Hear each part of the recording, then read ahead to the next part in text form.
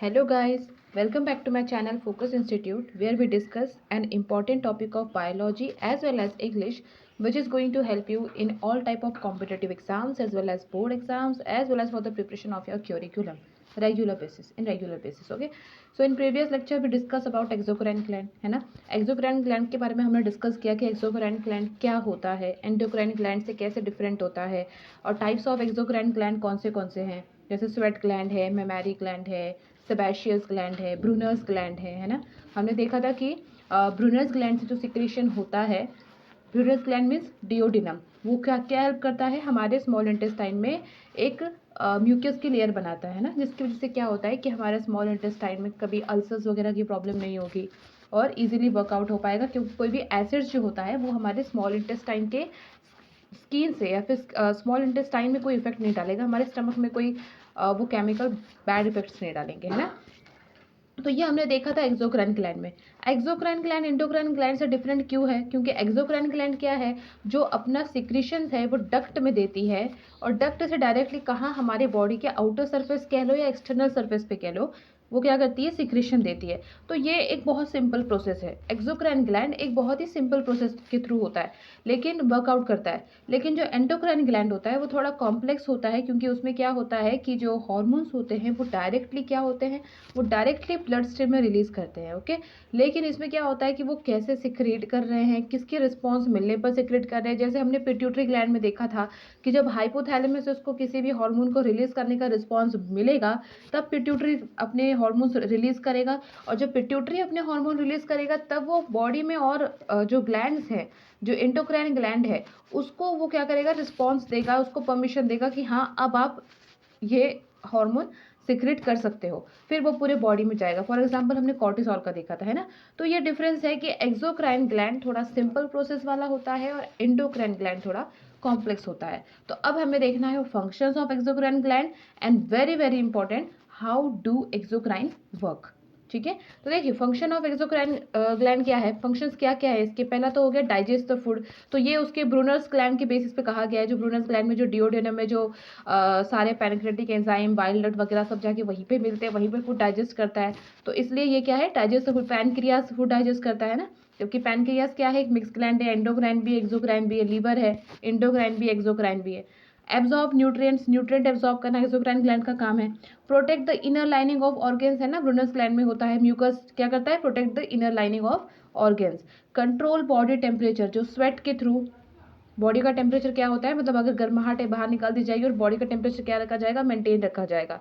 Okay, and lubricates hair and skin, hair और skin को चिकनाई प्रदान करना. तो ये किससे होता है, सेबेशियस ग्लैंड से जो सीबम निकलता है वो क्या करता है, हमारे हेयर और स्किन को लुब्रिकेट करता है. ओके, तो ये है कुछ main functions of exocrine gland.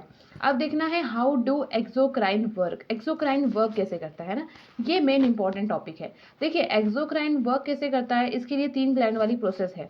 पहले हो गई मीरोक्राइन ग्लैंड, दूसरी हो गई एपोक्राइन ग्लैंड और तीसरा हो गया हेलोक्राइन ग्लैंड. इसे 3 टाइप के ग्लैंड में एक्सोक्राइन को डिवाइड किया गया. ओके, एग्जैक्टली ये समझने के लिए कि एक्सोक्राइन अपना काम अपने जो भी सिक्रेशन है वो आउटर सरफेस में कैसे देता है.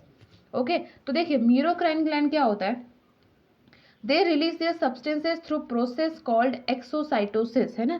ये क्या करते हैं, अपनी जो भी सिक्रीशंस है उसको ऐसे रिलीज करेंगे कि सिर्फ सिक्रेशन ही बाहर जाएगा, कोई सेल डैमेज नहीं होने वाली है ना.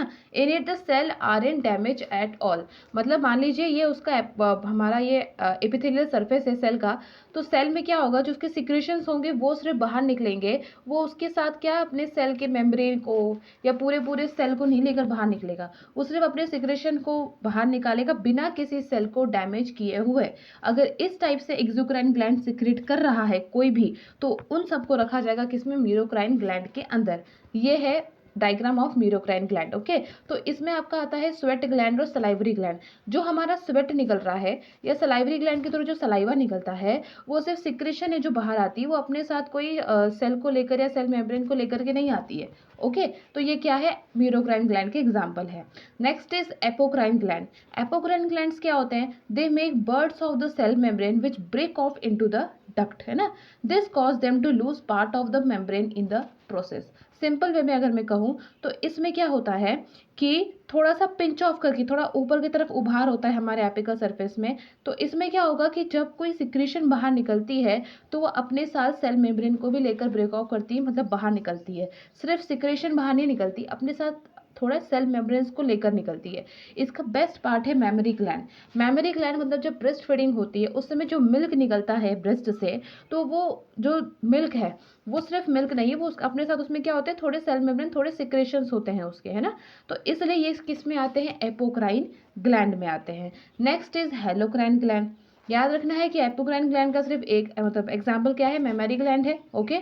और हेलोक्राइन ग्लैंड क्या होता है, with holocrine gland the cell membrane burst to release it substance. इसमें सेल मेम्ब्रेन क्या करता है, बर्स्ट आउट होता है अपने सब्सटेंस को बाहर निकालने के लिए। तो पूरा एक बार में क्या होगा, वो बर्स्ट आउट होकर बाहर निकल जाएगा, फिर अंदर क्या होगा, रीजनरेट होगा, फिर वो बर्स्ट आउट होकर बाहर निकल जाएगा, फिर रीजनरेट होगा, फिर बर्स्ट आउट करके बाहर निकल जाएगा। ये प्रोसेस होती है, मतलब इसमें पूरी तरीके से सेल मेम्ब्रेन क्या डैमेज होते हैं, सेल्स डैमेज होते हैं इसमें, है ना। तो इसका एग्जांपल क्या है, सेबेशियस ग्लैंड। सेबेशियस ग्लैंड क्या करता है, सीबम निकालता है ना, non oil sorry oily product निकालता है। ऑयली ग्लैंड होता है ये, जो क्या करता है, हमारे स्किन को, हमारे हेयर को लुब्रिकेट करता है। तो वो किसके अंडर आता है, हेलोक्राइन ग्लैंड के अंदर, ओके। तो कॉम्पिटेटिव एग्जाम में ये क्वेश्चंस बहुत आते हैं कि मेमोरी ग्लैंड किस ग्लैंड के अंदर आता है, एक्सोक्राइन ग्लैंड में, तो किस में आता है, एपोक्राइन में आता है। स्वेट ग्लैंड, सलाइवरी ग्लैंड किस में आता है, तो मीरोक्राइन में आता है। या फिर सेबेशियस ग्लैंड किस में आता है, तो फिर हेलोक्राइन में आता है, ओके। तो ये कंसेप्ट आपको यहाँ पर क्लियर करना है। So this was about exocrine gland जो कंप्लीट होता है, ओके। नेक्स्ट वीडियो में एक नया लेक्चर लेकर आएंगे। So please like, share and comment and don't forget to subscribe my channel. Thank you for watching my video.